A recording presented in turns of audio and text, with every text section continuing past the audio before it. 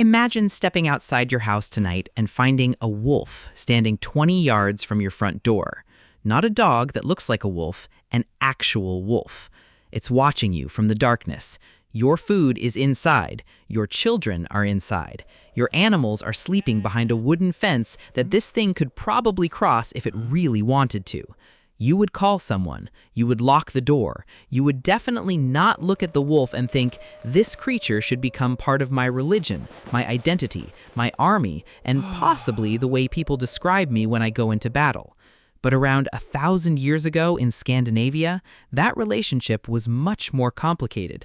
Because if you walked through a Viking settlement, you might find dogs lying near the houses, dogs following hunters, dogs guarding animals, dogs traveling with their owners across the sea. And just beyond the edge of that human world were wolves. Same basic shape, same teeth, same pack instincts. But one slept near the fire, the other waited beyond the fence. And somehow, the Vikings became obsessed with both. Wolves appear around their gods. Wolves appear in their stories. Wolves appear in the language of warriors. Men were described as wearing wolf skins. The most powerful god in the Norse world was accompanied by 2 wolves, and at the same time, another wolf was supposed to help destroy the world. So the question isn't really why Vikings thought wolves were interesting. The question is why a society that had every reason to fear wolves kept pulling them closer and closer into the human world. And the answer starts with the animal sitting beside the fire, the dog. By the Viking Age, dogs had already been living with humans for thousands of years. They were not newly domesticated wolves, and Viking dogs were not simply tame wild wolves. The split between dogs and their wild ancestors had happened long before anyone built a Viking longship. But if you were a Viking farmer in the 9th century, you didn't need genetics to notice the resemblance. Look at a large hunting dog. Now look at a wolf. Same long muzzle. Same forward-facing attention, same social intelligence, same ability to coordinate with others. One had crossed a boundary, the other had not. And Viking archaeology shows just how important the animal on the human side of that boundary had become. At Valsgarde in central Sweden, archaeologists examined burials from the Vendel and Viking periods and found domestic dogs again and again. At least 20 dogs could be identified among the graves studied. These animals weren't being thrown away like garbage. They were placed with people, sometimes inside some of the most elaborate burials Viking Scandinavia produced. At Gamla Uppsala, dogs were found in Viking Age boat graves. At Luistari in Finland, dogs appear in multiple Viking Age graves, often positioned near the legs or feet of the dead. And then there is what happened in England. At Heathwood in Derbyshire, a cemetery associated with Scandinavians from the Viking Great Army contained the cremated remains of humans and animals. Scientists analyzed strontium isotopes preserved in those remains, and one of the animals was a dog. That dog was not local. The evidence suggests it had come from the region of the Baltic Shield. Think about what that means. Someone crossed the North Sea in the 9th century and decided that among all the things worth bringing on a dangerous voyage, weapons, tools, clothing, supplies, their dog was coming too. That is not an animal sitting at the edge of society. That is part of the household, possibly part of the family. And now the Viking relationship with wolves starts to make more sense, because the wolf was basically the wild version of something they already understood extremely well, except the wolf could do everything the dog did without needing humans. It hunted in groups, it defended territory, it communicated, it cooperated, it survived Scandinavian winters, and most importantly, it belonged to a pack. For Viking society, that last part mattered. A lone warrior looks impressive in a movie. A lone warrior in the Viking Age was usually just a man about to have a very bad day. Real power came from groups, a ship crew, a household, a war band, a king surrounded by loyal retainers. Survival depended on knowing where you belonged and knowing who stood beside you. A wolf pack made biological sense in almost exactly the same way, several individuals behaving like one dangerous organism. And here is where the wolf stops being just an animal. It becomes a model.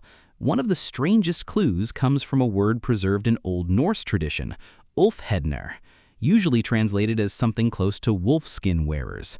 Early poetry associated these warriors with the Norwegian king Harald Fairhair. They are described alongside the famous berserkers, men connected with bears, while the Ulfheðnar were associated with wolves.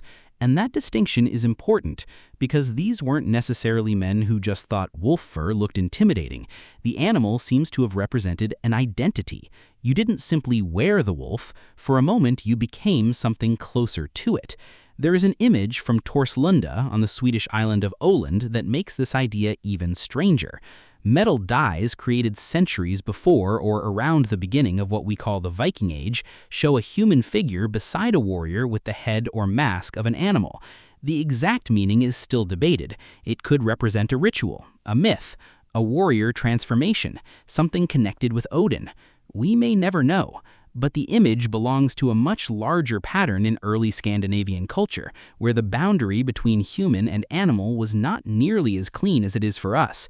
A warrior could borrow the identity of a predator, and no predator fit the job better than a wolf. Fast, coordinated, territorial, extremely dangerous when surrounded by others. But here is the strange part. The Vikings did not simply admire wolves, they were terrified of them too. And you can see that contradiction inside their mythology. Odin, one of the most important gods in the Norse world, is accompanied by two wolves, Giri and Freki. The names are generally associated with greed or ravenous hunger. So the ruler of gods has wolves beside him. That sounds like admiration. Then you meet Fenrir. Fenrir is also a wolf, except this one becomes so dangerous that the gods themselves fear him. According to Norse mythology, they bind him, and when Ragnarok arrives, Fenrir breaks free. The wolf that could not be controlled becomes one of the creatures that destroys the existing order of the world. Other wolves chase the sun and moon through the sky. So think about what the Norse imagination was doing. The wolf is beside the god of rulers, warriors, death, and knowledge, but the wolf is also chaos, companion, and monster, protection and destruction, something you want on your side precisely because you know what happens when it isn't. That contradiction sounds strange until you remember what life in Scandinavia actually looked like. Today, most people experience a wolf through a screen, a documentary, a photograph, maybe a warning sign on a hiking trail. For a Viking farmer, wilderness did not begin hundreds of miles away inside a national park. It began behind the farm. There were no streetlights, no highways, no wildlife department arriving in a truck. You had houses, fields, and livestock surrounded by enormous areas of forest, mountain, and open land. And somewhere inside that landscape were predators competing for the same resources you were trying to protect. Your sheep were food. Your goats were food. A weakened animal was food. A carcass was food. And the darkness outside your settlement belonged to creatures that could hear and smell things long before you could. So Vikings did not have to imagine the wolf. They shared a landscape with it. And when people share a landscape with a powerful predator for generations, something interesting tends to happen. The animal becomes more than biology. It becomes psychology. You learn its behavior. You tell stories about it. You compare people to it. You give its characteristics to warriors. You put it beside gods. You turn the thing waiting outside the boundary into a symbol you can carry inside it. But did Vikings ever literally tame wolves? This is where the story gets messy, because there's no good evidence that ordinary Viking villages routinely contained domesticated wild wolves walking around like oversized pets. When archaeologists identify canids in Viking graves, what they repeatedly find are dogs, and actual wolf remains are surprisingly difficult to find in many medieval archaeological contexts. Part of the problem is identification. Wolf and dog skeletons can overlap enough that fragmented remains are not always easy to separate. But researchers studying medieval Northern Europe have also suggested another possibility. Wolves simply may not have been hunted as frequently as we imagine, which creates a strange archaeological silence. The animal dominates the imagination, but often disappears from the ground. And then, A discovery from the Baltic made that silence even more interesting. On a small Scandinavian island, archaeologists studied two canids dating from roughly 3,000 to 5,000 years ago, long before the Viking Age. Genetic analysis showed that they were wolves, not dogs, but almost everything about where they were found was unusual. They were on a small, isolated island associated with human activity. Their diet contained a significant marine component. They were relatively small, and the researchers concluded that the evidence was consistent with these wolves having been under some form of human control. Not proof that they were pets, not proof of a second domestication event, and definitely not proof that Vikings thousands of years later were doing the same thing. But it proves something important. Ancient Scandinavians were capable of forming relationships with wild wolves that were more complicated than simply hunter and prey. The boundary could move, and by the Viking Age, that boundary had become culturally enormous. Think about the dog again. A Viking dog could guard a farm. It could assist humans, travel with them, be fed by them, be buried with them. A wolf could look almost like that animal while remaining completely outside human control. That difference probably made the wolf even more powerful as a symbol. Because domestication had removed some of the danger from the dog, the wolf still had it. You could own a dog. You could not truly own the forest. And Viking culture seems to have understood the difference. The wolf represented characteristics humans wanted without being human itself. Hunger without restraint, strength without permission, loyalty to the pack, violence toward outsiders, the ability to survive beyond the settlement. For a warrior society operating in small, tightly organized groups, traveling far from home and entering hostile territory, that image was almost too perfect. A ship crew crossing the North Sea was not a crowd of independent action heroes. It was a pack. Everyone rode. Everyone depended on the others. Everyone ate from the same limited supplies. Everyone experienced the same storm. And if one person failed at the wrong moment, everyone could die. Now, imagine arriving on a foreign coastline. You are surrounded by people whose language, religion, and laws may be different from yours. The men standing next to you are the only familiar world you have left. Suddenly, the wolf is not just an intimidating mascot, it is a social metaphor. And this may explain why wolves could occupy such opposite positions in Norse culture. Inside the pack, cooperation. Outside the pack, danger. A useful wolf is the one beside you. The terrifying wolf is the one coming toward you. Even Odin follows that rule. Two wolves stand at his side. Fenrir stands against him. Same animal, different relationship. And that may be the real answer to why Vikings lived with wolves. Most of them probably did not have a wild wolf sleeping beside the fireplace. What they lived with was the boundary between wolf and human every single day. They lived with dogs whose ancestors had crossed that boundary thousands of years earlier. They lived in landscapes where wild wolves still occupied the other side of it. They watched predators organize themselves into packs. They built human groups that depended on the same kind of coordination.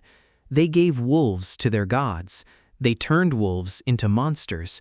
Some warriors even wrapped themselves in wolf identities before battle, and when they died, the domesticated version of that ancient predator was sometimes placed in the grave beside them. Now pull back. Look at the full picture. The Viking relationship with wolves was never simply love, and it was never simply fear. It was recognition. They recognized something familiar in the animal, a creature that survived through cooperation, a creature intensely loyal to its own group and brutally dangerous to anything outside it, a creature perfectly adapted to the same northern landscape humans were trying to dominate. Modern culture separated those worlds. The dog moved into our bedrooms.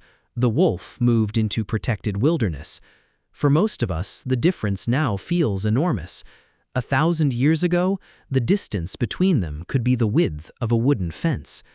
Tonight, if you hear a dog barking somewhere outside, you probably won't think much about it. To you, it is one of the most ordinary sounds in the human world, but somewhere deep in that animal's history is the predator humans once watched from the edge of the firelight. And for the Vikings, that connection was still impossible to ignore. One version guarded the house, one version waited beyond it, one followed humans across the sea, one followed Odin, and one, according to their stories, would eventually swallow the world. The Vikings never completely brought the wolf inside. They did something stranger. They brought the idea of the wolf inside themselves.